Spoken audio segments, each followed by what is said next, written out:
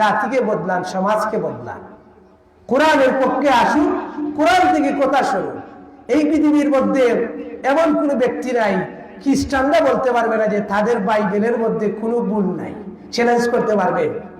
খ্রিস্টানরা কখনো চ্যালেঞ্জ করতে পারবে না, হিন্দুরা করতে পারবে না।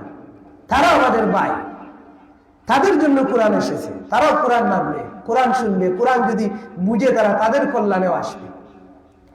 কিন্তু কখনো তারা কোরআনের মতো চ্যালেঞ্জ দিতে পারে নাই।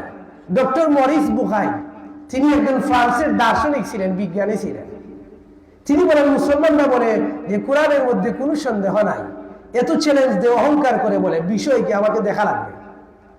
The Bible, Quran and science, what is the origin of man, the Quranic science, the miracle of Quran নামে তিনি একটা বই লিখলেন।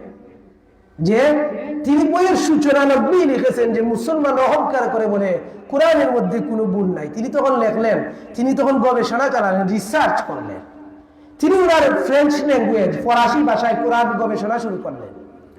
গবেষণা করতে করতে করতে করতে তিনি বলেন, না, এই ভাষায় গবেষণা করে তো আমি কোরআনের কোনো ভুল খুঁজে পাই নাই, তাহলে আমাকে আরো দক্ষ হতে হবে। এজন্য তিনি সৌদি আরবের রিয়াদে চলে গেলেন। 5 বছর তিনি রিয়াদে অ্যারাবিক ল্যাঙ্গুয়েজের উপরে তিনি তখন পাণ্ডিত্য অর্জন করলেন, সরফ নাহু শিখলেন, কোরআনের তর্জমা তখন তিনি শিখলেন। শিখে তিনি বলেন, আমাকে ভালো করে বুঝতে হবে, কারণ মুসলমানরা তো সোয়াবের জন্য কোরআন পড়ে, আমি তো আর সোয়াবের জন্য পড়তেছি না। আমি চ্যালেঞ্জ গ্রহণ করেছি, কোরআনের মধ্যে ভুল ধরবো। দীর্ঘ 5 বছর তিনি রিসার্চ করার পরে তিনি কোরআনের মধ্যে ভুল পান নাই। তখন তিনি তোনার এই বইয়ের শুরুতেই সূচনা লগ্নেই লেখলেন, আমি কোরআনের মধ্যে কোনো ভুল পাই নাই, সমস্ত ভুল আমার জীবনের মধ্যে আমি পেয়েছি। তখন তিনি কালিমা পড়ে মুসলমান হয়ে গিয়েছেন। সুবহানাল্লাহ।